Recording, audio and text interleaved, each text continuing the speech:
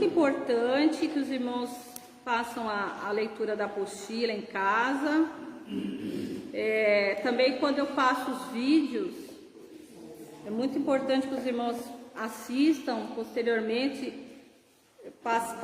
Vou poder passar vídeos um pouco maiores. É bom que os irmãos já cheguem aqui com alguma lição já adiantada, para a gente poder até conversar mais sobre o assunto, os irmãos poderem falar um pouco mais, né? Tirar suas dúvidas. Chega aqui já com a lição estudada, aí pode tirar mais dúvidas, né? Tem mais coisas para conversar, para perguntar, para esclarecer. Escola dominical é para isso, para a gente conversar e ver o que precisa ser esclarecido, né?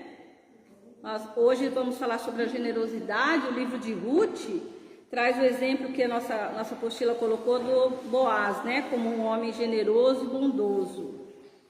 Então, Ruth, o capítulo 4. Vamos fazer ler até o versículo 12. Vamos ver o que Boaz, porque a gente estuda Ruth e guarda bem aquela parte em que ela não deixou Noemi, né? Ela é nora de Noemi e aí morre o marido, né? Que é filho de Noemi, mas ela não abandona a sogra e segue de volta para Jerusalém, né? Onde eles tinham saído, e retornam para a terra de Jerusalém, mas ela retorna, não tenho certeza se é Jerusalém, retorna com a sogra, né? Para cuidar dela. Então a gente guarda bem essa parte, mas tem a figura de Boaz aqui, que agora vai vir como um exemplo de bondade. Então no capítulo 4 do livro de Ruth diz assim: Boaz subiu à porta da cidade e assentou-se ali. Eis que o resgatador de que Boaz havia falado ia passando, então lhe disse: ó fulano, chega-te para aqui e assenta-te. Ele se virou e se assentou. Então Boaz tomou 10 homens dos anciãos da cidade e disse: assentai-vos aqui. E assentaram-se. Disse ao resgatador: aquela parte da terra que foi de Elimeleque, nosso irmão, Noemi, que tornou da terra dos moabitas, a tem para venda. Resolvi, pois, informar-te disso e dizer-te: compra na presença desses que estão sentados aqui e na de meu povo. Se queres resgatá-la, resgata, se não, declara-mo para que eu saiba. Pois outro não há, senão tu que a resgate e eu, depois de ti. Respondeu ele: eu a resgatarei.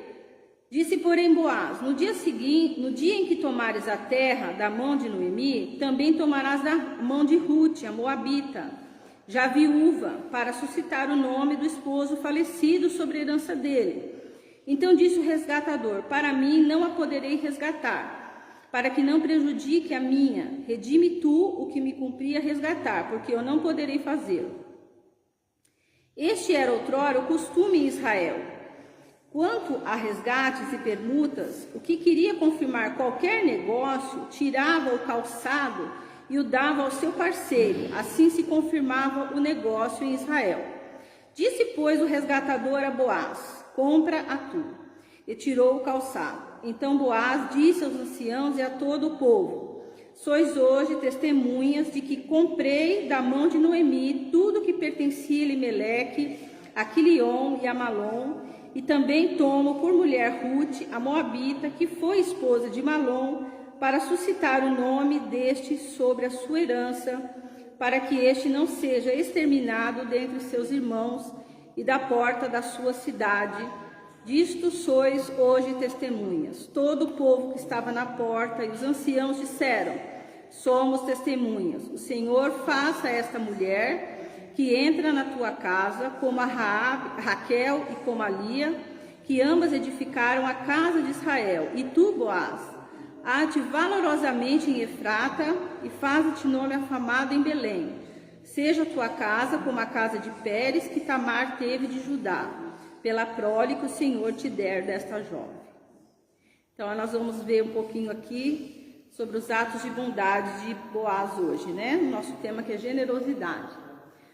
Antes disso, irmãos, vamos ter mais uma palavra de oração, colocando diante de Deus a vida do irmão Malvino, que vai seguir em viagem agora para São Paulo. Vamos orar pelo nosso trabalho, domingo também, lá em Pedrinhas, né? Os irmãos viram o vídeo e foi muito bom ontem conversar um pouquinho com o pastor Abner.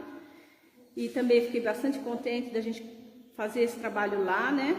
Os irmãos sabem, sempre peço oração por Pedrinhas.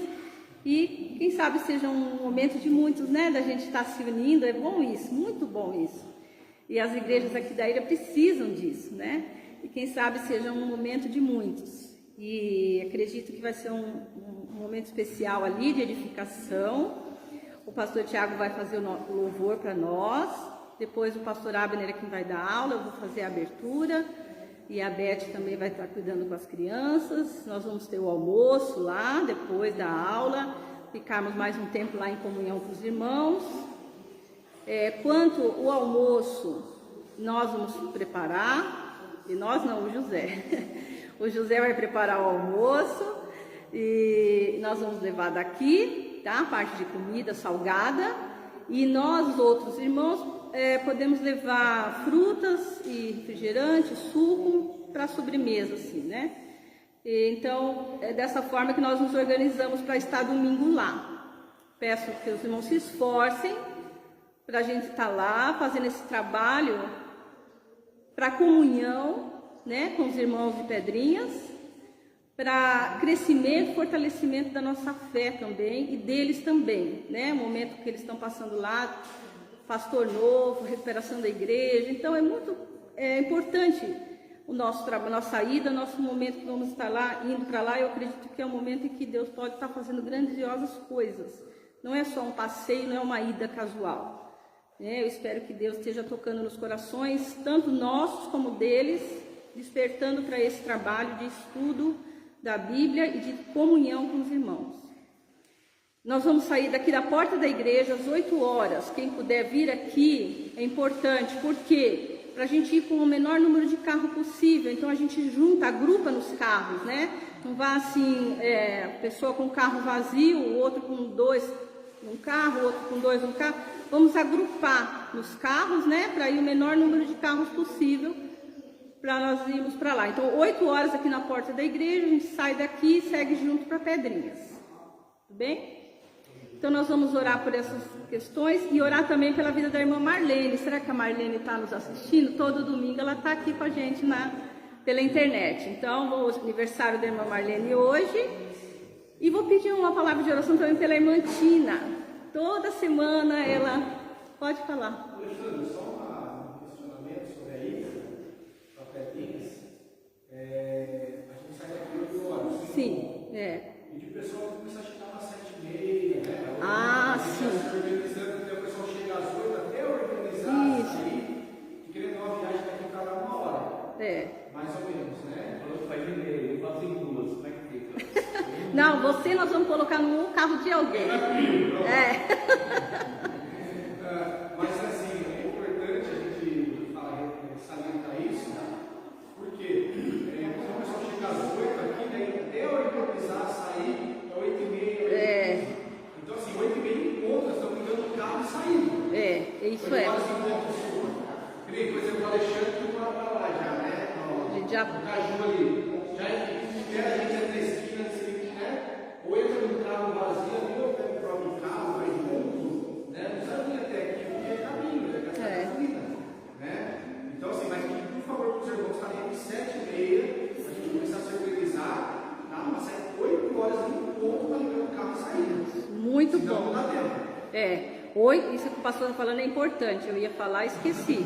Que realmente 8 horas é a saída daqui, tem que estar saindo, saindo. Então, chegar um pouco antes, 7h30, para a gente organizar, ver quem vai no carro de quem, deixar tudo bonitinho. Quando for 8 horas em ponto, a gente tem que estar partindo. Senão, não chegamos lá às 9, né? Que é o horário da escola dominical que está marcado lá. Então, é chegar antes. Eu acho que eu vou ligar um por um para acordar vocês. Então, é bom que vocês estejam aqui adiantados, certo? Para nós estarmos lá às 9 horas. 8 horas vamos estar ligando aqui o José que vai conduzir o caminho, então ele vai puxar a fila às 8 da manhã, tá bom? E a gente tem que seguir ele, que ele que está com o almoço, então é importante estar atrás dele. E aí vamos estar lá. Então, vamos colocar a irmã Tina. Um abraço, irmã Tina, muito grande para a senhora. Ela toda semana faz questão de dizer que está assistindo a gente aqui, sente muita saudade, muita nossa falta, né? E se alegra de poder estar conosco de manhã. E eu vou pedir então que a irmã Cleide faça essa oração para nós. Não é, irmã Cleide? Não está aqui? Então, irmão Caetano. Ora então pela irmã Tina, pelo irmão Malvino, pelo nosso trabalho de pedrinhas, pela irmã Marlene, que está aniversariando hoje. Senhor nosso Deus, Pai, nós mais uma vez estamos agradecidos pelo dia, por essa manhã, por essa comunhão. E peço a Deus que eu possa nos abençoar durante essa semana, na nossa igreja. Também Deus, eu quero colocar na nossa presença, Deus, a nossa ida até Termino, Deus, tanto os irmãos que estão aqui presentes, como aqueles que ainda não estão aqui hoje, mas que possam estar juntos conosco ali, celebrando essa comunhão, para crescimento de nós mesmos. Abençoa os irmãos Valmir, abençoa os irmãos solicitados, aniversariantes, abençoa Deus para que eles possam ter também um domingo abençoado do Senhor, como nós estamos agora. Também abençoando os trabalhos, Deus, que possam abençoar, e que possamos, ó Deus, a cada dia crescer, não falar, essa oração nessa manhã, em nome de Jesus. Amém. Amém. Olha, como eu falei para os irmãos, nós vamos aqui falar um pouquinho hoje sobre as traduções da Bíblia, que nós estamos no mês da EBD, né? E eu falei que nós íamos falar um pouco sobre esse assunto. Então eu trouxe só algumas informações aqui para atualizar os irmãos de como andam as traduções da Bíblia pelo mundo, né? Pelas várias línguas. Eu pelo menos me surpreendi quando descobri isso, quantas línguas existem. Eu não tinha noção disso, né? Então eu coloquei aqui, olha, a alegria dessas irmãs lá da Nigéria, quando receberam a primeira vez a Bíblia na mão, olha, esse ano aí, ano passado. Coisa fantástica, né? E nós vamos ver aqui outros casos. Então vamos ver como está a tradução, né, da Bíblia no mundo. Veja só, até 2022, houve a tradução aqui em 81 línguas. Ele coloca aqui um doisinho bem pequenininho aqui, depois vou explicar, é porque tem uma Bíblia, porque esse 81 aqui, vou explicar para os irmãos, não é a Bíblia toda que está traduzida. Às vezes é a Bíblia toda, às vezes é só o Novo Testamento, às vezes é só um pedacinho da Bíblia. Então esse doisinho aqui é porque tem uma língua que foi traduzido o Novo e o Velho Testamento, né? Dessas 81 traduções, 723 pessoas, né, milhões de pessoas estão fazendo uso dessas traduções. Então ele coloca aqui, olha, são 57 línguas, 38 porções, quer dizer, 38 línguas, foi só 38 porções, pedaços da Bíblia, não é a Bíblia toda. 5 são Novos Testamentos apenas. 14 foram Bíblias inteiras, e disso aqui, então, foram usadas por 100 milhões de pessoas até no ano de 2022, que a Bíblia chegou na mão deles, né? Agora, novas traduções e revisões, né? Em 25 línguas, né, houve novas traduções e revisões da Bíblia, porque estava numa linguagem muito arcaica, muito ruim de ler, então foi feita a revisão. 8 Bíblias de estudo nessas línguas novas, nessas 25 línguas. 9 foi apenas pedaço da Bíblia que foi revisado, dessas 25 línguas. 9 foi apenas parte da Bíblia que foi revisada, para uma linguagem mais atual. 2 foi apenas o Novo Testamento. E em 6 foi a Bíblia toda. E isso está sendo usado por 623 milhões de pessoas. Então, no total, né, as sociedades bíblicas do mundo conseguiram ou traduzir ou atualizar a Bíblia em 2022 para 81 línguas, alcançando 723 milhões de pessoas. Né? Esse dado aqui, faltou eu colocar aqui a referência. Eu peguei no site da Sociedade Bíblica do Brasil, que é uma organização que tem mundial, né, que eles cuidam das traduções da Bíblia. e da divulgação dessa Bíblia, desse trabalho de levar a Bíblia para o mundo. Alguma dúvida aqui?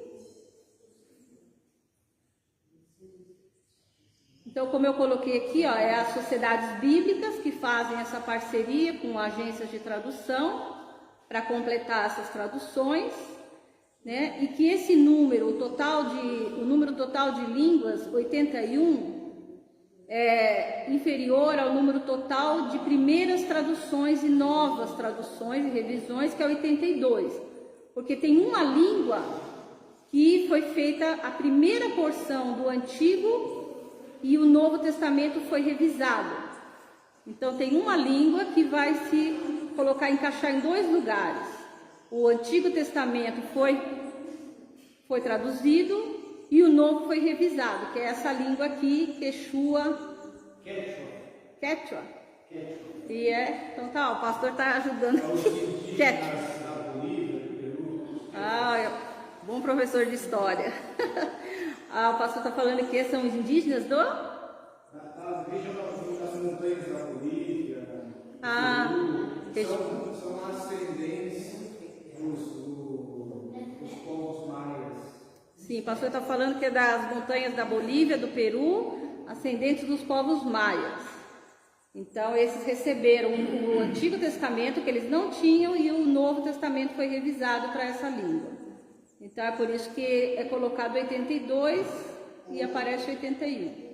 Quando você assiste aqueles documentários sobre Machu Picchu, a cidade mais próxima ali de Cusco, você vê aquelas mulheres que têm chapéu, com a roupa pesada, são quechas. Olha, tá vendo? Cada um com seus...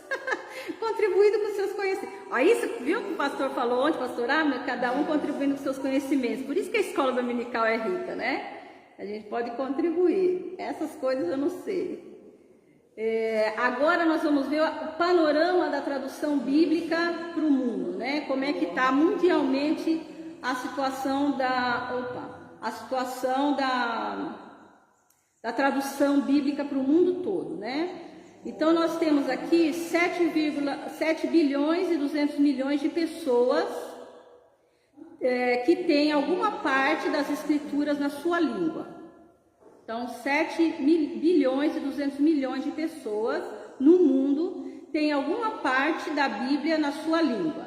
Então, dessas pessoas, olha, 5 bilhões e 900 têm a Bíblia toda, né?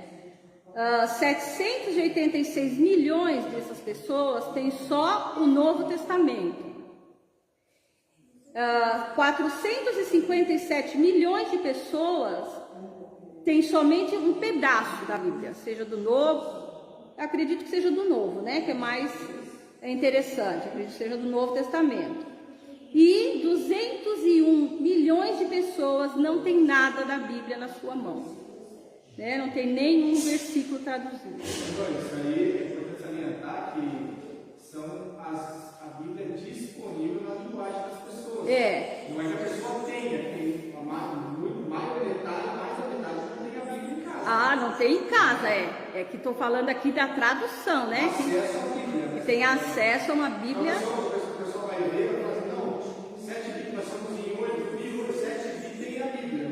Não, então, estimando que no mundo, né, veja só, 7,2 bilhões que tem alguma parte das escrituras, né, alguma parte. Nem todos têm, né, eu posso estar falando na sua casa, mas podem ler de alguém, a gente vai ver aqui que tem até na internet, mas esses 201 milhões não tem nada. Alessandra, não tem nada de Bíblia para ler, né, em lugar nenhum. Eles não têm acesso a nenhum versículo bíblico na língua deles. E quantas línguas tem as escrituras? Isso aqui que eu achei muito interessante. Olha, nós temos 3.610 línguas, né? Tem algumas partes da escritura. Então ele coloca aqui, olha, que 733 línguas têm a sua Bíblia toda. Né? 733 línguas têm a Bíblia inteira traduzida. 1.622 línguas têm o Novo Testamento traduzido. 1.255 línguas tem só uma parte da Bíblia traduzida. Agora veja, 3.776 línguas do mundo não tem nenhuma parte da Bíblia ainda na língua deles. Olha quantas línguas, né, que tem no mundo, e ainda falta traduzir para 3.776 línguas. E no total, no mundo tem 7.386 línguas no mundo. Quantas línguas diferentes, né? E nós estamos aí com mais da metade desse total de línguas ainda sem Bíblias traduzidas, nem um versículo, né? Mais da metade, porque são 3.610, tem alguma coisa traduzida, e 3.776 não tem nada traduzido na língua deles, nem um versículo. Detalhe, né? É o livro mais lido do mundo. E é o livro mais lido do mundo, né?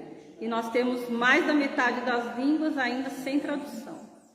Eu vou colocar esses gráficos depois para o pessoal que está pela internet, mas pode entrar no site da Sociedade Bíblica do Brasil e verificar lá também. Aí eu coloquei aqui questão do braille, da língua de sinais, né? Apenas cerca de 60 das 400 línguas de sinais. Olha como as pessoas, a Beth vai gostar dessa informação. Das 7.000, né? 7.000, mais 7.000 línguas, apenas 400 línguas só que tem a língua de sinais para os surdos. Olha quantos surdos estão incomunicáveis, né? E dessas 400 línguas, apenas 60 dessas línguas é que tem alguma porção da Bíblia traduzida para eles em língua de sinais, né? No ano passado, as sociedades bíblicas completaram porções da Escritura em 20 línguas de sinais. Então, os irmãos vejam que é um trabalho muito árduo e difícil, né? Vai sendo feito, avança, mas não é tanto quanto a gente imagina às vezes, né? Mesmo com as tecnologias, que a gente pensa que vai tudo muito mais rápido, não é bem assim. Embora as escrituras em áudio estejam disponíveis em vários idiomas, muitos cegos preferem usar o braille para interagir com as escrituras de uma forma mais profunda e independente.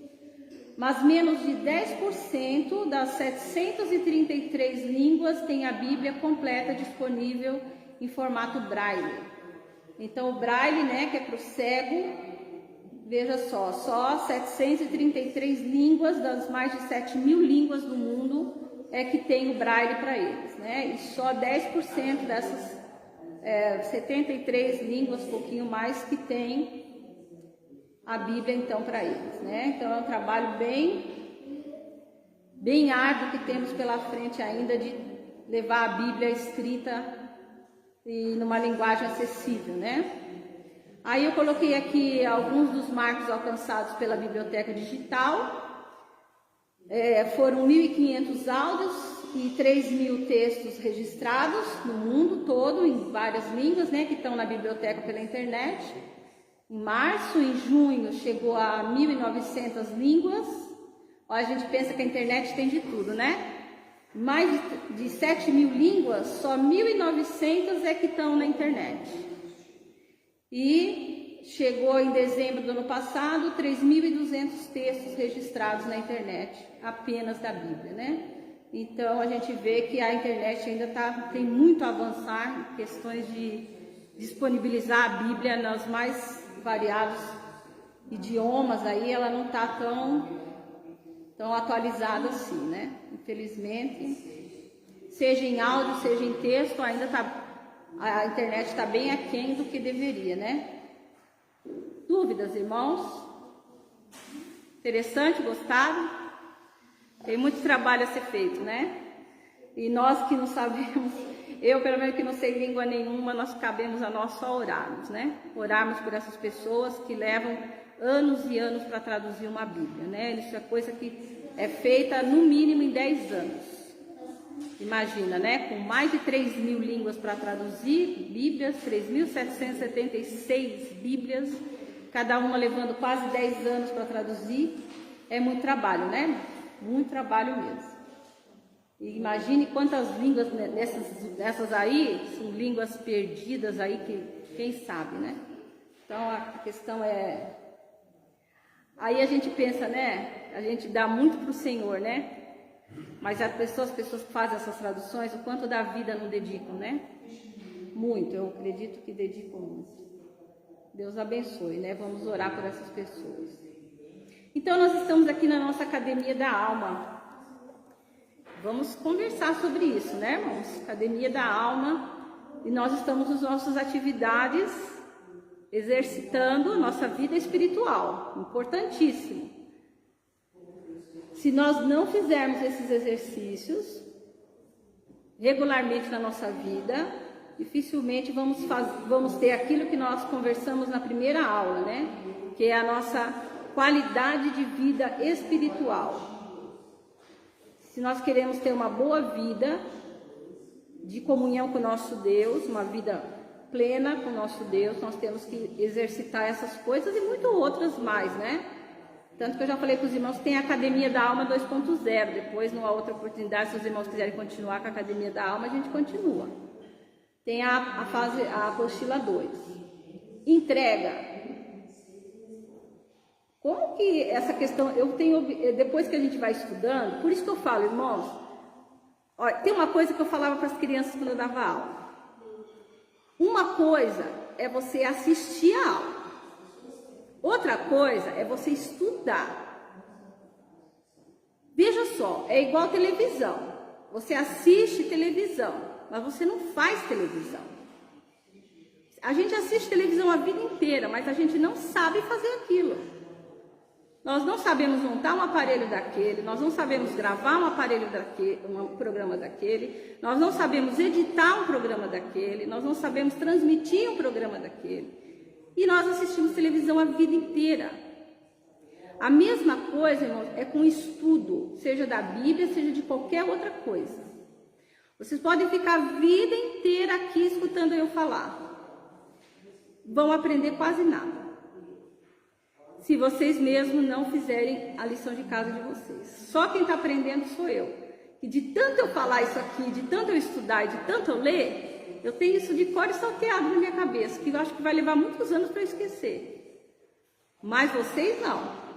Se vocês não estudarem, se vocês não lerem, se vocês não se dedicarem, seja no estudo da Bíblia, em qualquer outro estudo, e não colocar em prática também, porque se a gente não aprender, não ler e não exercitar, não é verdade? Tem que ler, estudar, aprender e fazer. Senão, não aprende. Se vocês ficarem aqui só me ouvindo, amanhã nem sabe mais o que eu falei, né? Então, irmãos, por isso que eu falo, olha, a escola dominical começa com você lendo a apostila, lendo texto por texto, assistindo algum vídeo, se eu colocar lá, fazendo alguma atividade, se eu pedir, anotando as coisas aí. Eu quero os irmãos com caneta, tem espaço aí na apostila para anotações, tem que registrar, depois chega em casa, reler, para você aprender. E outra coisa, tirar as dúvidas aqui, não levar dúvida para casa, conversar, perguntar, colocar os seus conhecimentos também, interagir, falar, não deixar passar a oportunidade de fazer um comentário, uma pergunta. Muito importante para nós aprendermos juntos aqui. Olha, se eu fosse, eu deveria, até uma ideia, eu deveria marcar quantas coisas eu já aprendi com os irmãos aqui, muitíssimas. Vou fazer isso aí, vou começar a anotar num caderno tantas coisas importantes que os irmãos já falaram aqui e que eu guardo no meu coração, e que fizeram refletir. Muitas coisas eu chego aqui na aula depois e falo, olha, o irmão falou isso, ficou assim, o irmão fez tal comentário, porque tem que ter essa troca, né? E se vocês não leem em casa, chegam aqui, fica meio voando, não sabem nem o que eu estou falando. E aí também não fala, né? Fica quietinho aí. Então, a entrega das nossas questões para o Senhor. Orei, entreguei e descansei, né? Não vou ficar mais pensando nisso. Pureza, santidade, integridade, a gente tem que estar todo dia buscando no Senhor, a gente ter nossas intenções, nossos corações sempre o melhor possível para o Senhor, a nossa humildade, né? Simplicidade, alegria no meio de tantas coisas ruins que esse mundo mostra para nós, né? A alegria é uma coisa que precisamos cultivar no nosso coração, porque o nosso Deus é alegre. E hoje a gente vai ver a generosidade e a bondade, então, no exemplo de Boaz, né? Vamos ver o que a nossa apostila diz aqui. Nesse quadrinho laranja, que nos dá os primeiros conselhos aqui, mais bem-aventurado é dar do que receber. Então, a questão da generosidade, de nós nos doarmos e doarmos também aquilo que é material, que Deus nos dá, né? Ele coloca aqui de Atos 20, 35, que mais bem-aventurado, mais feliz é quem dá alguma coisa do que o que recebe. Eu vou contar uma coisa para os irmãos. Quando eu comecei a dar aula, eu perguntei assim para o pastor. Falei, pastor, e quando? Porque quem vai dar aula, muitas vezes a gente não escolhe o que vai lecionar. Vem aqui na apostila, vem na revista e o tema tem que ser dado. E se eu não faço isso aqui, como que eu vou falar? Eu vou aqui falar de uma coisa que eu não faço? Aí eu falei para o pastor, pastor, e agora? Se eu tiver que falar de uma coisa que eu não cumpro na minha vida, eu vou ensinar o que eu não sei, o que eu mesmo não, né?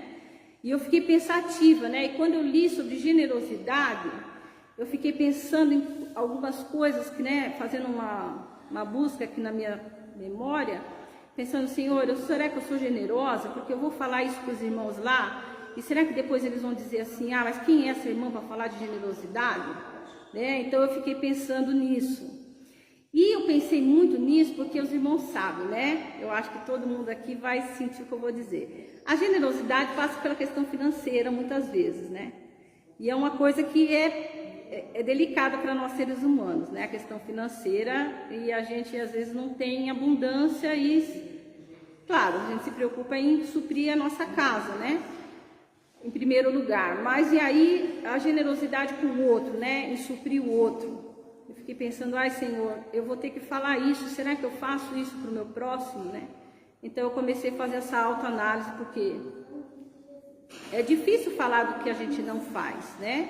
E mais ainda, a gente, depois alguém falar assim, ela está ensinando, mas ela não cumpre. Entende a situação difícil de um professor, né? Um pastor até em parte pode até às vezes escolher um tema, né? Em parte, porque também é Deus que direciona, né? Mas até alguma vez ou outra pode fugir de um tema. Mas o professor não, a gente tem que ensinar de tudo. Até aquilo que a gente não cumpre. Então é bem pesada essa função de vir aqui falar. E então orei bastante a Deus, falei, Senhor, tenha misericórdia da minha vida, né? Para que eu possa falar daquilo que eu sei, né? E daquilo que eu não sei, que o Senhor tenha misericórdia e me ajude. Mas questão da generosidade, né? Mais feliz é quem dá do que o que recebe. Depois ele coloca aqui, para pensar. É bom possuir as coisas que o dinheiro pode comprar, contanto que não percamos aquelas que o dinheiro não pode comprar. Verdade, né? É bom ter o que o dinheiro pode comprar, mas não podemos perder aquilo que o dinheiro não compra, que são os sentimentos, as coisas espirituais, as amizades, né? A comunhão com os irmãos, a comunhão com Deus, aquele momento precioso de oração, né? Um momento precioso de ensino da palavra, quando a gente aprende ali o Senhor falando com a gente, o nosso coração. Então a gente é bom ter o que o dinheiro compra, mas podemos perder aquilo que ele não compra, que na verdade é o que é mais precioso na vida espiritual, né? Não retenha o que não lhe pertence, né? Do nosso dinheiro, não que isso esteja escrito assim tão explicitamente na Bíblia, mas lendo a Bíblia como um todo, a gente entende que nós temos que cuidar da casa do Senhor, nós temos que cuidar da nossa família e nós temos que cuidar do nosso próximo, né? Então nós compreendemos dentro do contexto bíblico todo que nós temos essas etapas para cumprir com a questão do nosso dinheiro, dos nossos bens, né?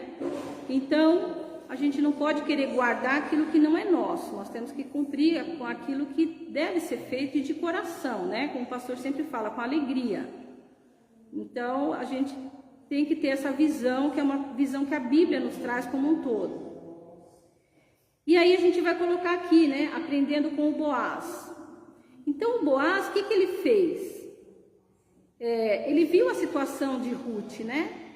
Cuidando da sogra ali, que não era obrigação dela, ela nem era israelita, ela era de outra nação, né? De outra religião, de outro povo, ela era uma mulher que não tinha os mesmos princípios de Noemi, né? Mas ela se casou com o filho de Noemi, e ao que parece ela cria em Deus também, e resolveu, com a morte do sogro, do marido, seguir a sogra, não deixar a sogra sozinha. Nós vemos nisso um ato de muita bondade, muito carinho de Noemi, né, com a sogra. E então, quando ela volta para a terra de Noemi, né, para a terra de Israel, e ela precisa dar o sustento para a sogra, ela vai para os campos de plantação tentar colher alguma coisa. Muito interessante, irmão, que lá em Israel, estudando as leis, o que acontecia? A lei de Moisés, né, que Deus deu a Moisés lá no Sinai, vocês já leram, quem está acompanhando as leituras, né, já leram Levítico, Números, né, Êxodo. Então, o que a lei falava? Não era para dar esmola, era para a pessoa colher fazer a sua colheita no seu campo, né, onde se plantava, mas não era para colher tudo. É sempre para deixar um pouco. Para quem? Para os pobres e necessitados virem e recolher um pouco que você deixou para trás. Porque assim você não está dando, o outro que necessita vai vir e vai fazer o trabalho também. A pessoa não perde a dignidade do trabalho. Para o judeu isso é muito importante, Deus ensinou isso para eles, né? Que tem que trabalhar pelo seu sustento. Então você não dá a esmola para o necessitado, né? Se necessário, sim, porque em Israel também não poderia ter pobres nem necessitados. Eles sempre tinham que suprir o outro. Mas a orientação era: não colha 100% da sua agricultura, deixa um pouquinho para trás para aquele que necessita, né? Então Ruth foi para lá e ela ia fazendo justamente isso, ela ia pegando aquele restinho que sobrava. E aí Boaz foi muito bom, né? Porque falou: olha, deixa para ela um pouquinho a mais, deixa cair um pouco mais, né, no chão, para que ela recolha, né? Sejam generosos com ela. E Boaz pediu para os empregados também cuidarem dela, não deixar ninguém abusar dela, né? Ofereceu água, ofereceu comida, e teve todo esse olhar bondoso com ela, com Ruth.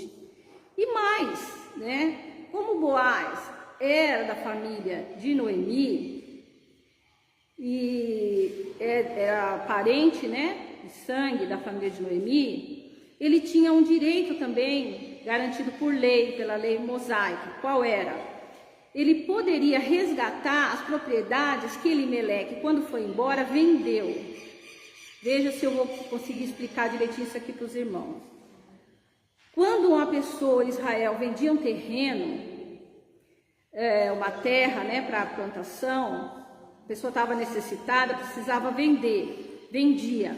Só que Israel tinha o ano do jubileu, cada 50 anos acontecia o ano do jubileu. Nesse ano, tudo que você vendeu, você recebia de volta. Nada era vendido para sempre. Era como se você alugasse aquela terra por 50 anos. Dados 50 anos, você tinha que devolver para o dono, porque ninguém poderia ficar sem as suas propriedades, ou ficar necessitado, ou passar aperto, não.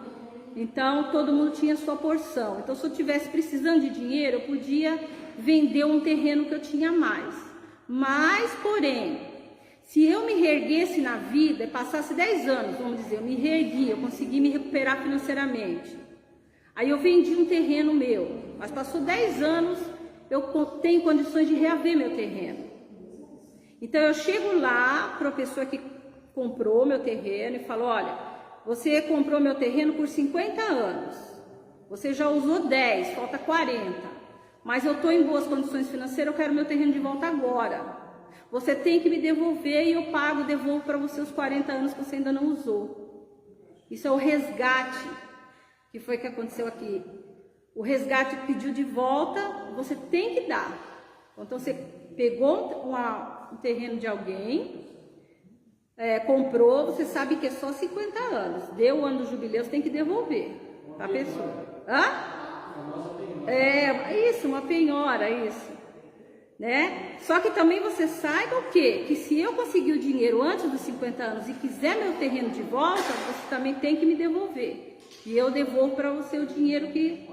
Né? E justamente Boaz tinha esse direito, porque na verdade esse direito é só da família. Né? Então se eu morrer, os meus filhos podem resgatar a minha terra que eu vendi. Então como Elimeleque e os filhos tinham morrido, quem tinha direito era alguém da família de Noemi.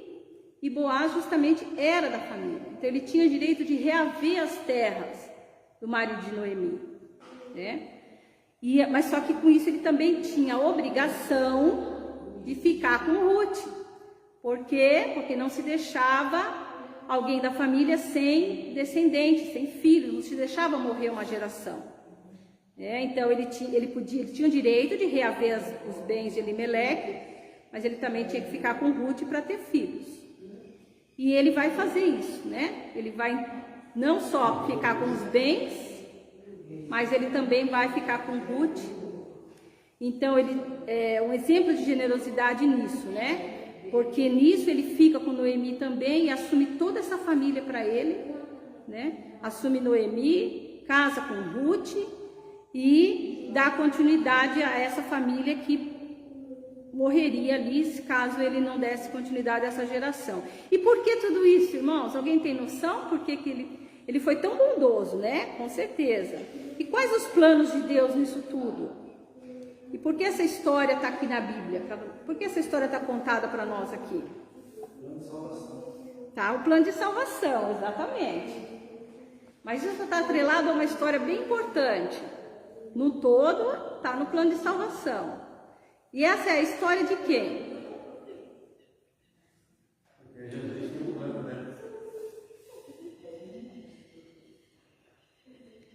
Boaz é o que de quem? É uma história bonita, uma história de amor, é uma história de bondade, de generosidade. Mas Boaz vai dar continuidade à geração de quem? Nós já estudamos em Gênesis, né? Porque veja lá que nós vemos no versículo 12: seja a tua casa como a casa de Pérez, que Tamar teve de Judá, pela prole que o Senhor te der desta jovem. Que é... Vamos para frente, em vez de ir para trás. Ninguém sabe?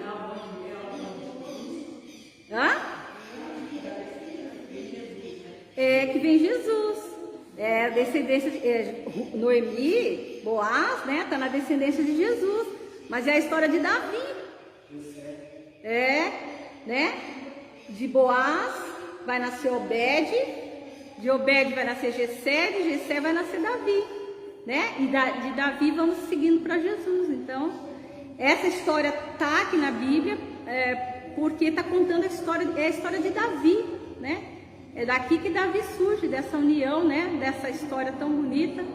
Vai dar sequência a Davi. E que aqui, para eu poder explicar bem para os irmãos, eu tinha que mostrar um panorama todo.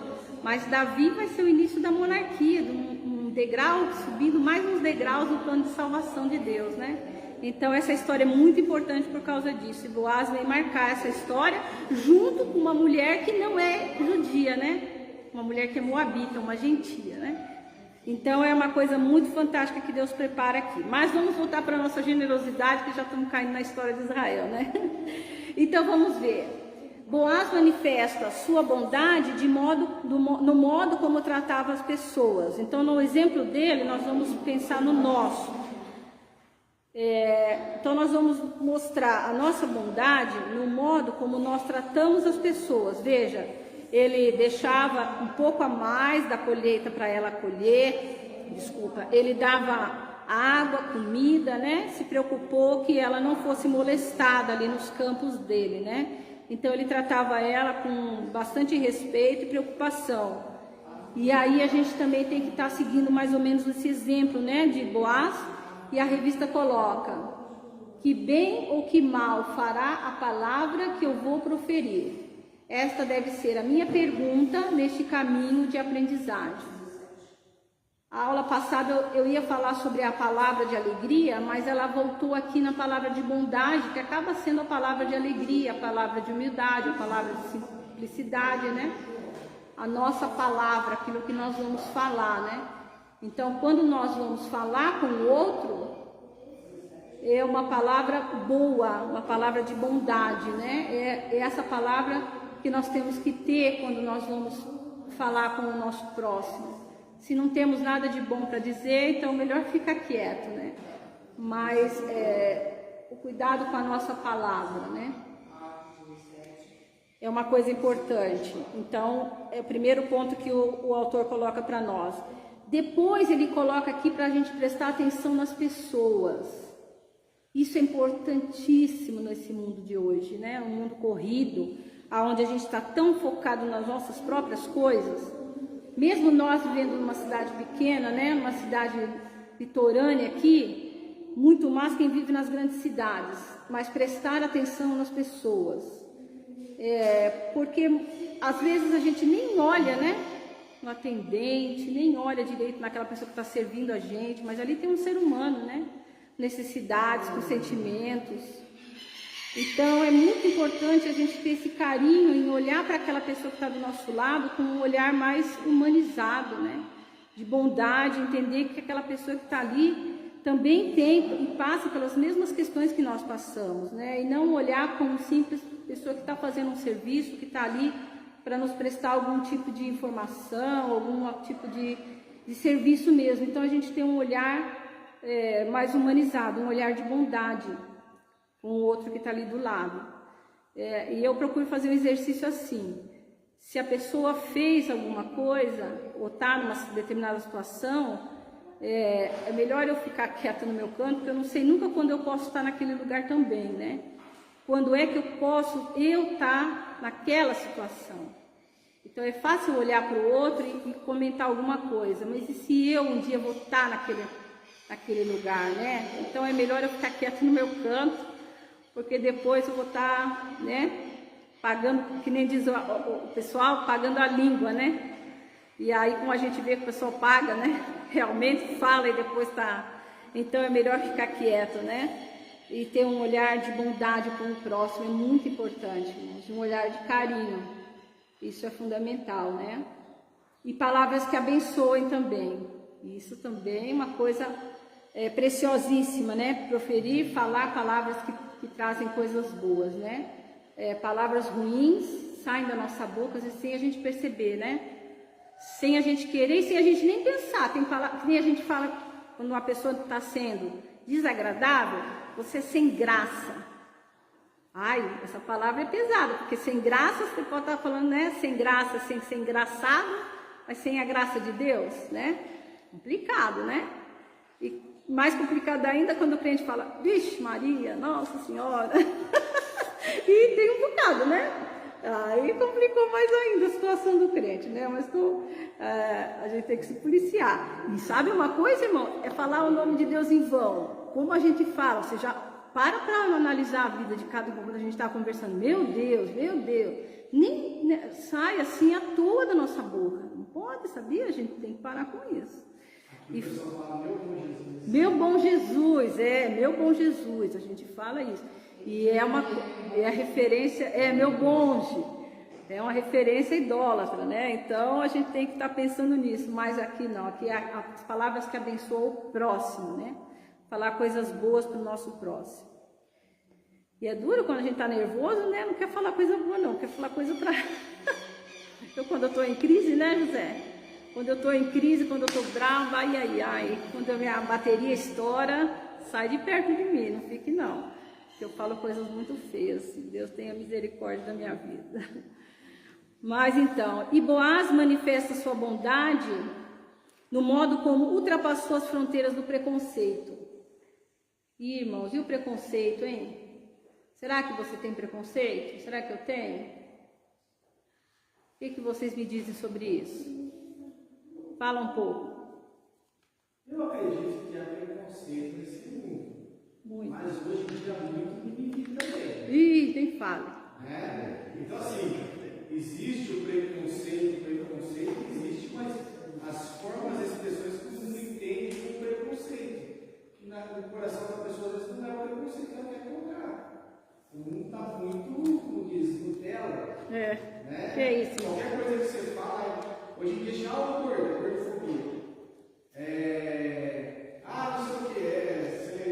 Não sei o que não sei o que lá, fobia. É xenofóbico, é brancofóbico, é tudo fobia. Entendeu? É tudo, né? Tá difícil viver nesse mundo, viu? Né? Agora, olhar pro pergunto e falar, eu vi, baixinho, né? Você mais alto que ele. É bullying. Aí não, baixofobia. Tá difícil esse mundo, gente. Né? Não, porque existe isso. Existe cada coisa que tem que o pessoal fala que preconceito, Deus me livre. É palavra que eu nunca vi na vida. Também. Transfobia. É não sei o quê, é não sei o que. Nossa. Mas eu acho, pastor, que essas coisas aí acontecem em classes que tem mais conhecimento. E tipo essas palavras que o senhor está falando, aonde sei lá, eu muito aí. E nessa turmaiada por aí é praticamente normal. Tá lá assim, falando, chega aí, ô careca, ô não sei o quê. Não tem tanto. Mas onde tem um pouquinho mais de conhecimento, a turma já se bate. Sabe? Já está aquela politicamente correto. Já sei lá. Peraí, o cara lá já falou uma coisa lá, não que, gostei. sabe? Onde tem um pouquinho mais de conhecimento, isso aí está mais forte. Está me tirando. Está mais forte isso aí. Então, às vezes a gente vive um pouco assim, sei lá, vamos dizer, Mais à uma vontade. classe mais ali. Mas se você for um pouquinho mais baixo ali, não tem tanto isso aí. Com cor, ou com dinheiro, a turma se mistura, se fala e não tem essas coisas. Agora, quando tem uma turminha que já tem um pouquinho, ele fala, olha lá, vamos, amanhã nós já não junta aí mais com esse cara não, porque ele falou ali não sei o quê, aí a pessoa já guarda. Mas Concordo com Deus. Parece mesmo. Eu digo que está difícil essa questão, né? Do preconceito e tudo hoje em dia está muito assim. Tudo o pessoal leva lá do preconceito, né? E nós estamos criando uma geração que eles entendem essas palavras. Entendeu? Eu lembro até hoje, eu estava em 2003 na faculdade, o professor chegou e falou assim, ó, está chegando no Brasil uma palavra. Ele escreveu na lousa, bullying. Ele falou, essa palavra está chegando no Brasil, vai dominar o mundo. Eu falei, 2003, não, 2002 foi, 2002. Ele falou, isso aqui vai dominar o mundo. Tudo vai ser bullying. O que é bullying? Ele falou, não tem um significado literal a palavra bullying, mas é uma famosa zoeira. Tirar o sarro, a pessoa não aguenta a brincadeira. Né? E isso eu vi lá atrás, e hoje qualquer coisa, é molecada, é bullying. Fez uma piada, é bullying. Né? É difícil de viver. E criou-se e as leis também. Dá muita tela para isso. E as leis foi mostrando mais e colocando mais cláusulas, dando mais. A ênfase, né? Isso, sabe? Então você me agride de uma certa forma, eu falo, ali dá até para mim abrir um processo contra ela, por certa coisa. Cara, que já tem um pouco mais de conhecimento. Agora, se pega ele, se você fala alguma coisa, aí ficou entre a gente aqui e conversou, não, aquela pessoa já não, opa. E eu tenho testemunha ainda. Vou abrir um processo contra ela. Fui lá na igreja, ela me falou um negócio lá que, sabe? É desse tipo as coisas também. Pode ser mesmo. Você pega pessoas simples assim, vamos falar, não sabe nada, não conhece essa televisão tudo. Mas não liga tanto para isso. Não quer tirar proveito daquilo e nem. Agora você usou uma palavra boa. Quer tirar proveito. Um coração mais Às vezes as sossegado. pessoas querem tirar proveito ou mostrar que tem um pouco mais de né? Opa, vem falar isso para mim, não. Então tem muito disso aí. Eu estava vendo um filósofo falar, Luiz Filipe Pondé. Ele falou uma análise muito interessante. Ele falou que antes de termos essa palavra bullying, tá? Você não tinha jovem, adolescente se matando, pensando em fazer chacina, se matar aluno, entrar com faca em escola, entrar com arma. Por quê? O cara fala, abordar com você, sua família, sair andando, né? Hoje não, o cara é verdadeiro, vai sofrer bullying. Entendeu? E fica maquinando mal. Isso é uma análise muito profunda que ele fez, porque é uma realidade isso. Depois que nós começamos a inventar tantas tecnologias, não estou dizendo que o problema não exista, tá? Mas quando nós inventamos tantas tecnologias, colocamos preconceito, olha, nem essas coisas que ele está falando, a pessoa nem enxerga, tem. Tá conversando com o careca ali, o cara não está nem aí, entendeu?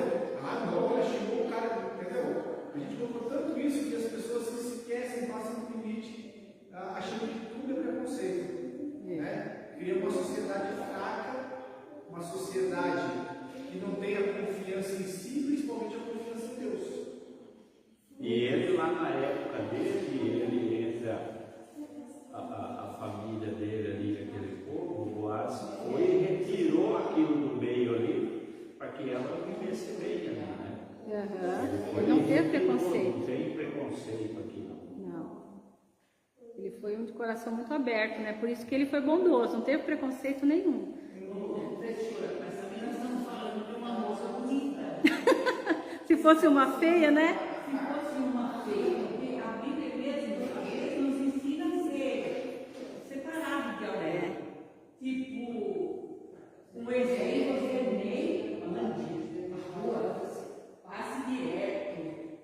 Então, depois fala que faça seleção de pessoas.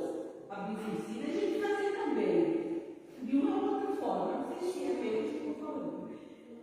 Com um você não converse, com o outro você não faça seleção de pessoas. Talvez 50 pessoas. A Ruth era uma moça bonita, a sogra empurrou ela. Também. Deu uma ajudinha.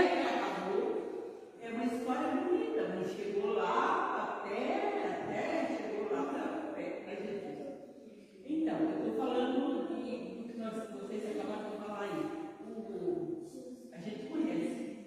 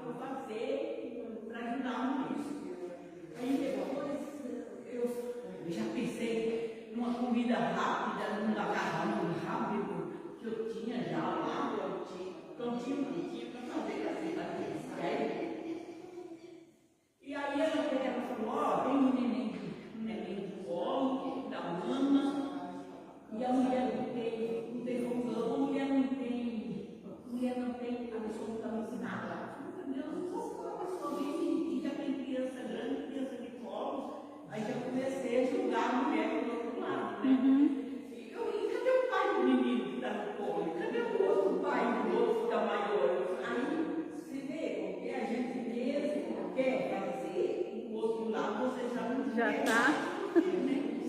Então é como isso. Tá difícil, eu acho que tá difícil pra gente. Então, aí tem uma questão que, ó, se for ver, que nem a irmã falou, não senta na roda dos escarnecedores. Veja como a Bíblia tem que ser muito bem pensada, interpretada, a leitura delicada tem que ser feita com atenção. Não senta na roda dos escarnecedores, mas Jesus almoçava, comia com publicanos e pecadores. E agora, está tendo aí uma contradição dentro da Bíblia? E é, Salmo, né?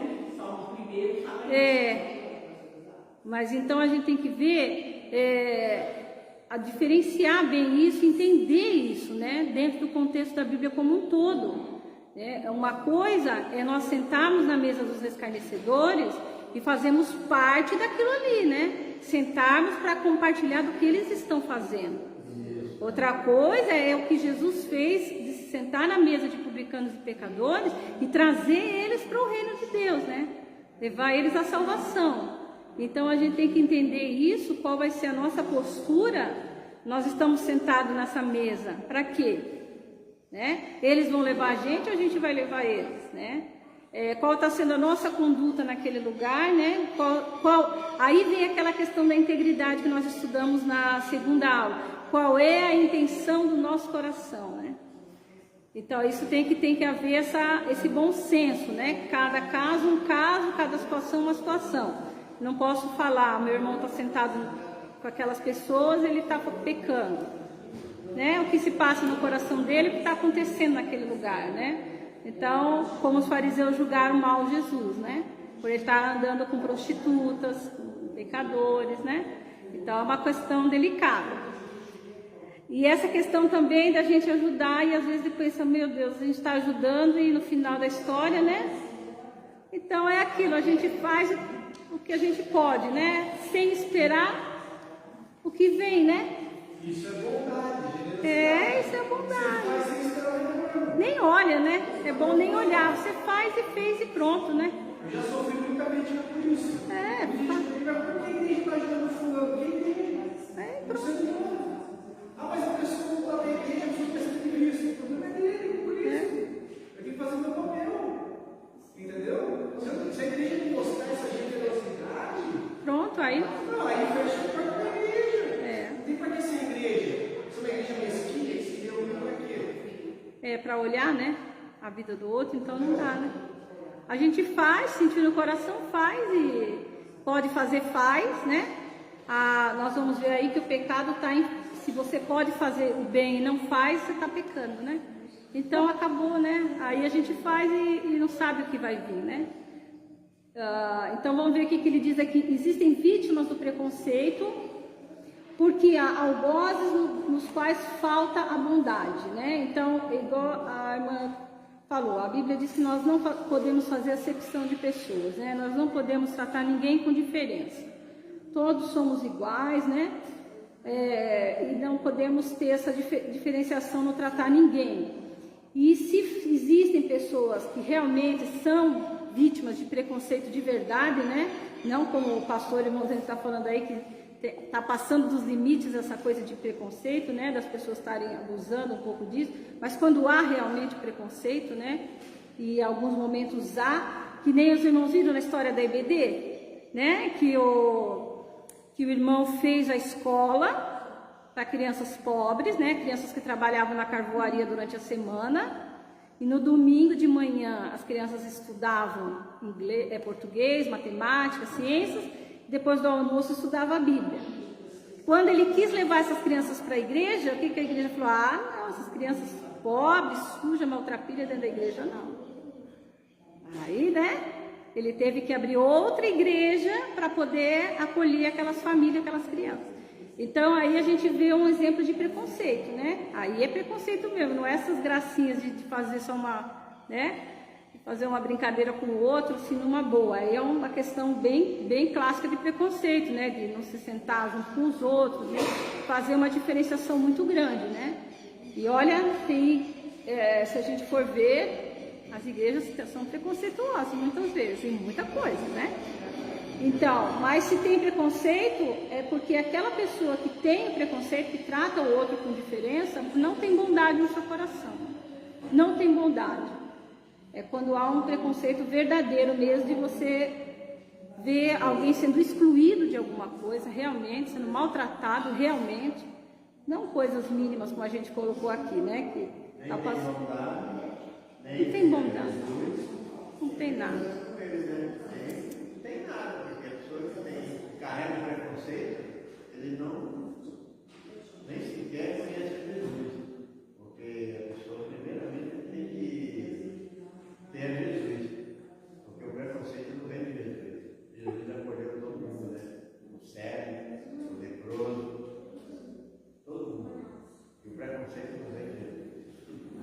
E a lei já vinha, né? A lei é fantástica, não podia tratar com diferença ninguém, né? Era para acolher bem o estrangeiro, era para tratar bem os escravos que tinha na sua casa, não poderia de maneira nenhuma atrapalhar a vida do deficiente, né? Era para cuidar muito bem de todo mundo, né? A lei de Moisés, se fosse a nossa Constituição hoje, era uma beleza. As sogras por aí deveriam abrir bastante processo. A sogra não gosta, né? Olha, eu acho que de 10 você salva um ali, viu? Porque o cara, ela pode vir visitar eu aqui, mas amanhã já é dia dela ir embora. Nossa, Feliz é Adão. Se não tem sogra, não sabe nem eu não gosto da sogra, né? Que coisa. Eu não tenho. Mas é brincadeira. Mas muitos não é, não, viu? É muito, não é não? O José que eu diga. Faz parte da vida. Se você não tiver simplicidade e humildade, você discrimina qualquer pessoa. Com certeza. Se você se sente discriminado, se você não é humilde, pode falar o que quiser, mas mesmo assim, não ofenda. Eu sou uma pessoa tranquila, humilde, simples. Não pode me falar que eu sou baixinho, gordinho, caretinha, ou fala bom, fala demais, às vezes fala mal. Conte mesmo, né, irmão? Parei de trabalhar, eu acho que ele não fala. Eu vou mais. Se alguém falar no mercado, vai ser comigo. Eu parei na estrada, eu não vou mais. Porque assim, o nervo está aqui. Os nervos à flor da pele. Mas Deus vai dar uma coração diferente. Se o irmão fala assim, então vamos voltar. Já que você quer, vamos voltar. Mas a humildade dele falou mais alto, a sua falou mais alto. Tranquilidade. Todo mundo tranquilo. Aí eu nem desci do carro, eu achei que já não cantar, você fica aí que eu vou, mas eu sou povo. Não, mas não, né? Eu sabia que tinha que cumprir a missão. Mas na hora a gente não é aquela. O coração dele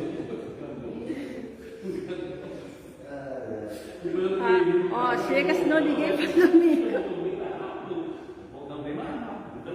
Mas isso que o irmão Bertão está falando, eu posso testemunhar também, que quando a gente está em paz com a gente, com Deus, a gente não sente muito preconceito, né? Quando eu era mais jovem, eu sentia assim, ficava chateada com as coisas, às vezes, que as pessoas falavam, principalmente quando a gente é adolescente, né? Que a gente quer ser igual, não quer ser diferente do grupo, né? Quando é jovem, ai, como é ruim, né? Ser aquele peixe fora d'água, como se diz, né? Mas agora que eu tenho já uma outra visão da vida, né? Uma outra visão das coisas de Deus. Eu não tô nem aí. Às vezes eu falo para o José, eu não tô nem aí. Você pode falar, pode reclamar, eu sou assim mesmo, eu tô super feliz. Se Deus aparecer aqui e falar, quer ser normal? Não quero ser anormal mesmo. E tô muito bem assim, tô feliz e paciência. Se não tá bom pro outro, paciência. Deus me fez assim, Ele tem abençoado minha vida assim. Vamos para frente, né? É aquela ação que o pastor falou uns tempos atrás aí no culto aí, né? Que a gente tem duas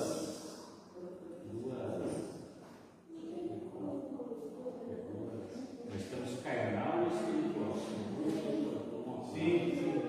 E a gente não age espiritualmente. Não, tem horas. E a maioria dos casos a gente age pensando na gente, já não entra o espiritual, que se entra, a gente já seria outra pessoa. Então a gente age nesses momentos carnal. carnal. Aí a gente procede corretamente. Porque se tudo a gente for, e eu acho que a maioria a gente faz carnal. Oh Deus, nos ajude. Misericórdia. Mas a gente tem que parar e pensar. E essas coisas tem que incomodar a gente. A gente fala aqui, então quando a gente estiver fazendo, a gente fica comentando, essas coisas incomodam a gente, velho. Fala, peraí, você está agindo errado, não é assim não. Você está agindo no seu pensar. Para aí. Então, essas coisas é bom para incomodar a gente. Se tiver te incomodando, tá agindo. Amém, tá bom, tá ótimo. Tá agindo. Então, Pode conformar. Por isso que a gente está na academia aqui, tem que fazer exercício todo dia. Tem que fazer exercício. Eu ia até falar para a irmã aí, que a irmã falou assim, às vezes eu queria estar vivendo a coisa lá fora para poder vir explicar para eles. Mas quando você vem aqui e começa a falar de uma coisa que você não tem você está passando a aprender também. Aí você fala, opa, agora eu preciso agir dessa forma, porque eu não tenho como dar exemplo porque eu não estou agindo, mas agora eu aprendi e vou fazer também, com certeza. Então vê, só se eu não fizer. Aí já é complicado. É um ponto que você vem trazer para a gente, você fala, eu não tenho conhecimento, igual você falou, pastor, eu não vivo isso aí. Mas aí você vai trazer, ao mesmo tempo que você está passando como tem que ser, você também está aprendendo. Falou, opa, eu não tinha esse costume. Agora eu tenho. Com certeza. Ainda mais que eu estou assumindo um compromisso público aqui e ainda está gravado aqui, ninguém pode dizer que eu não falei, né? Deixa eu falar uma coisa. Os que mais cobram a gente não estão na igreja. De fora? Dentro de casa. Sim. Nossos então, filhos. Os filhos e o marido tá aí para. Esses dias eu estava em casa, fiquei bravo, não sei quantas crianças, não lembro agora. Aí chega um deles para mim e fala assim, mas não foi isso que você pegou? Caramba, Então, isso aí também é uma coisa pesada para a gente que está aqui. Incomoda. É pior que bonito. Essa é a mais doída, porque é a grande preocupação, né? Eu estava falando para o José sexta-feira que a gente foi até Santos. É a grande preocupação, né? Em casa, o compromisso de casa é o maior mesmo, né? A gente falar aqui, em casa a gente mostrar o que a gente é, né? O que a gente está falando. Então, há costas feridas porque há chicotes, né? Brandidos por quem não é bom. Então, se há pessoas realmente machucadas, falando de coisas que realmente machucam, né? É porque tem pessoas que não são boas e que estão ali para falar coisas que realmente machucam, né? Esses preconceitos atingem a todos, pelo que os cristãos devemos procurar olhar com o olhar de Deus, como seus embaixadores, né? Então, não ter essa questão do preconceito, mas o preconceito verdadeiro, aquele que machuca a alma, né? Aquele que traz a dor, o sofrimento para o outro. Então, Boaz não teve isso, ele ficou com Ruth, mesmo sendo ela do outro povo, né?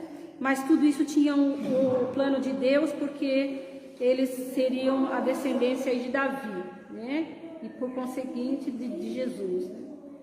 E entraria na genealogia de Jesus uma mulher gentia, né? Mostrando ao mundo que a salvação não era só dos judeus, era do mundo todo, né? Então, Boaz manifesta sua bondade no modo de oferecer a sua generosidade, né? Sua bondade para com ela alcançou o andar superior da generosidade. Ele não foi só bom, ele foi generoso na questão financeira, né? Não só de deixar a mais ali para ela juntar de comida da agricultura, né? Para ela se manter. Ele foi generoso. Então, aquela questão que eu falei para os irmãos, né? Que a nossa bondade muitas vezes tem que passar pela questão financeira, né? Da generosidade, de a gente dar algo de material. Precisamos, às vezes, passar por isso, né? De socorrer o outro, não só com as necessidades básicas da comida, viu, irmãos? Tem gente que precisa mais do que isso. Outras coisas, não é mais. Precisa de outras coisas. Né? Às vezes a gente pensa assim, é só a comida, o arroz e o feijão na mesa. Isso é uma necessidade básica que a gente não vai deixar ninguém passando fome. Mas às vezes a pessoa precisa de um carinho, de um agrado, né?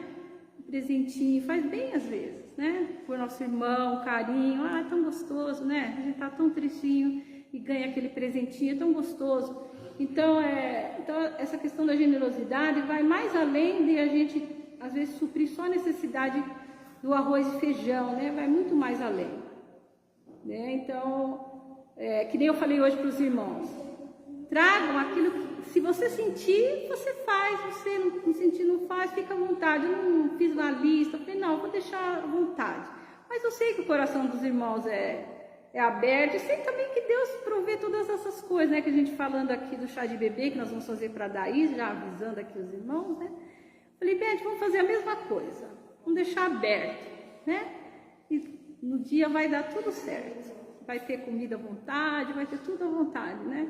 Porque a generosidade do nosso coração, nós sabemos que nós precisamos acolher esse casal que está chegando de fora, um serviço novo, uma cidade nova, uma igreja nova e um bebê novo, né? Então, nós precisamos acolher essa família. Então, já avisando que dia 29, viu? Coloque aí no seu calendário, Elaine, dia 29, um sábado à tarde, nós vamos estar aqui fazendo o chá de bebê da Daís, que vai vir um menininho, vai chegar um menininho na nossa igreja, um bebê. Ai, que delícia! Nós vamos fazer o cantinho do bebê lá atrás, né, Bé? Vou levar embora esse flip chart, e aí nós vamos fazer o cantinho do bebê lá para o nosso bebezinho. Tá chegando, e essa semana também temos o aniversário da Jade, vai fazer um aninho já, Jade. Nossa bebezinha também. Então, aqui ele colocou, quando ele oferece generosidade, né? Sua bondade alcançou um patamar maior, porque ele ofereceu os bens materiais, ele comprou de volta as propriedades de Elimeleque, né? Ele comprou tudo de volta, então ele empregou também a questão financeira. Quando a nossa bondade alcançar o andar da generosidade, é porque nós alcançamos um nível mais elevado da bondade, né? Porque realmente, é o que eu falei para os irmãos, a questão financeira é uma questão delicada na vida do ser humano, a gente sabe disso. E quando a gente consegue ser generoso no nível financeiro, material, é porque nossa bondade chegou num nível mais elevado ainda, né? Nós somos bons naquilo que fazemos, naquilo que acolhemos, naquilo que falamos, na maneira de tratar o outro, mas quando nós conseguimos dispor dos nossos bens, aí nós chegamos num nível de bondade maior ainda, né? Volte-se para o nosso Deus, pois Ele perdoará de bom grado, diz Isaías 55:7. Porque Deus é generoso, mais do que generoso, mais do que bondoso, né? Ele perdoa o nosso pecado de bom grado, de bom coração, sem a gente merecer, né? Sem merecermos nada, Ele faz isso. Ele é um Deus bondoso. Então, nós devemos também fazer a mesma coisa, né? Por isso que Isaías diz aqui, volte-se para o nosso Deus, pois Ele perdoará de bom grado, de coração bondoso. Deus faz isso por nós, né? Então, nós também temos esse exemplo do nosso Deus. Generosidade é bondade com alegria. Ai, que bênção! Né? A gente junta o que nós vimos na aula passada com a de hoje, nós chegamos à generosidade, a bondade com alegria. E aí que nós falamos aqui, ó, sem espera de retribuição. Olha, irmãos, a melhor coisa é a gente fazer e nem olhar. Porque se a gente olha, a gente cai no pecado de ficar chateado. Então é melhor fazer, virar o rosto e nem olhar, né? E seguir em frente. E treinando, vai treinando, não esperar retribuição. Em Romanos diz, meus irmãos, eu mesmo estou convencido de que vocês estão cheios de bondade. Olha só que coisa maravilhosa, né? Paulo está dizendo à igreja de Roma, eu estou convencido de que vocês estão cheios de bondade e plenamente instruídos. Uma coisa muito boa também de um professor dizer para os seus alunos, eu fico contente com uma palavra dessa, plenamente instruídos, quer dizer, aqueles alunos são nota 10 mesmo, né? Estão aprenderam a lição 100%, plenamente instruídos, sabem tudo mesmo, sendo capazes então de aconselhar uns aos outros. Então, para nós aconselharmos uns aos outros, né, primeiro temos que ter um coração cheio de bondade e também sermos um aluno nota 10 na EBD. Então, tem que ser muito bem instruído para você querer dar conselho, né? Senão, é melhor ficar quieto. Veja o seu boletim primeiro aqui, se você tirou nota. Acho que acabou. Não. Prazer da generosidade, né? Esse é o último tópico. E aí sejamos generosos para com a causa de Deus no mundo, causa da justiça, causa da igualdade, causa da paz, causa do Evangelho, que realmente é a contribuição que a gente faz aqui na igreja, nos projetos sociais, nas coisas que contribuem para quê? Para a causa da justiça, quando a gente contribui em alguma coisa, né, para algum trabalho social que vai trazer justiça na vida de alguém, vai trazer igualdade. Quando a gente contribui, por exemplo, numa casa de recuperação, numa casa de crianças abandonadas, e outras coisas assim, né? Causas de paz, a gente contribui em pessoas que estão com guerra, em dificuldades, né? E acima de tudo a causa do Evangelho, né? Então ele aconselha a nossa apostila que nós sejamos generosos em contribuir na causa de Deus no mundo como um todo, né? Em todas essas questões. E em Provérbios diz assim: honra o Senhor com todos os seus recursos e com os primeiros frutos de todas as suas plantações. Então aqui a orientação da palavra, que nem eu disse num todo, né? Que nós demos honra, que nós celebremos, nós adoremos a Deus com os nossos recursos também. E se alguém tiver recursos, foi o que eu disse aqui, ó. Se nós tivermos e vendo o seu irmão em necessidade e não se compadecer dele, como pode permanecer nele o amor de Deus, né? É impossível. Paulo diz lá em Coríntios que o amor de Deus nos constrange a fazer o bem. Deus foi tão bondoso com a gente, como que a gente não vai se sentir assim, impulsionado a fazer o bem pelo outro, sendo que nós recebemos uma bondade muito maior, né? Então, esse sentimento mostra que nós estamos numa conexão bem firmada com o nosso Deus mesmo. Que a gente sente que Ele está fazendo muito por nós e a gente se sente impulsionado a fazer pelo outro. É porque nós estamos bem sintonizados, bem encaixadinho com Deus mesmo, né?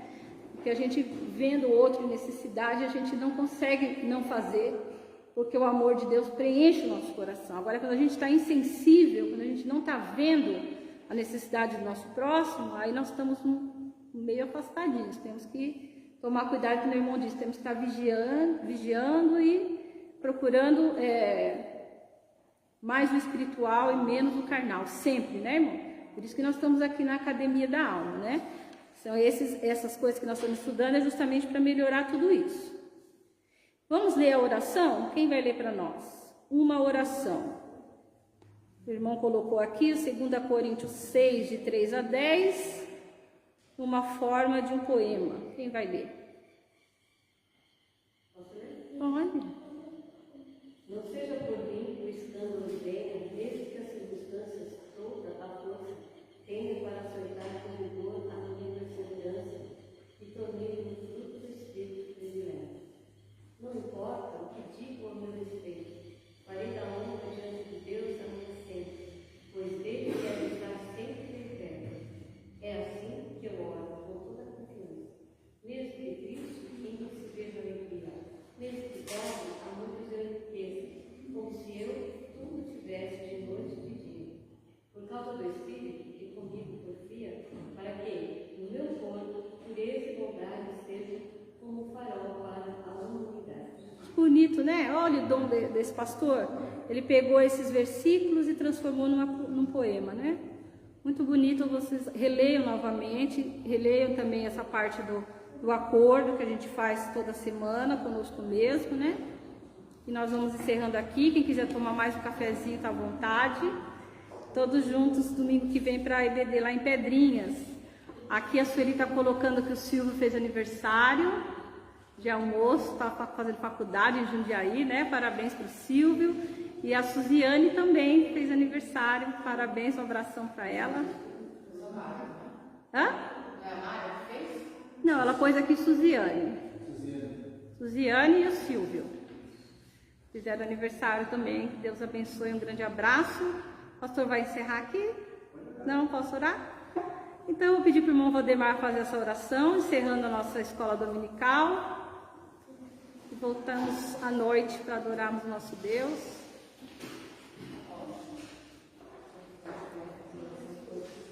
Senhor nosso Deus, nosso Pai, mais uma vez te agradecemos por nós estarmos na tua casa, aprendendo porções da tua palavra. Muito obrigado, Jesus, porque assim o Senhor nos concedeu saúde e vida para que nós pudéssemos fazer uso da mesma. Pedimos ao Pai amado que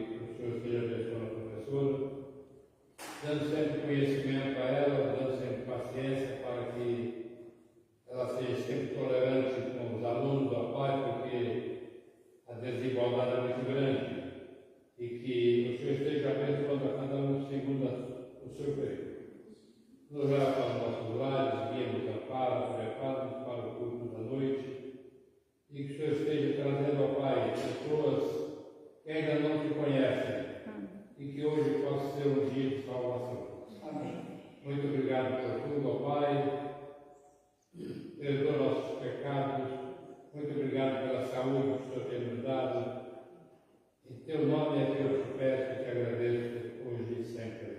Amém. Amém. Amém, irmãos. Até a noite.